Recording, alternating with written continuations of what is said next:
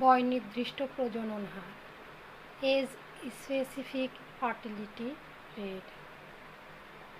কোনো দেশে বা এলাকায় 1 বছর সময়ের মধ্যে সন্তান ধারণে সক্ষম, যেমন 15 থেকে 49 বছর বয়সের মহিলা বা প্রতিটি বয়স শ্রেণীর মহিলাদের দ্বারা মোট জীবন্ত শিশু সংখ্যার বয়স শ্রেণীর মহিলার সংখ্যার অনুপাতকে 1000 দিয়ে গুণ করলে যে মান পাওয়া যায় তাকে বয়স ভিত্তিক প্রজনন হার বলে।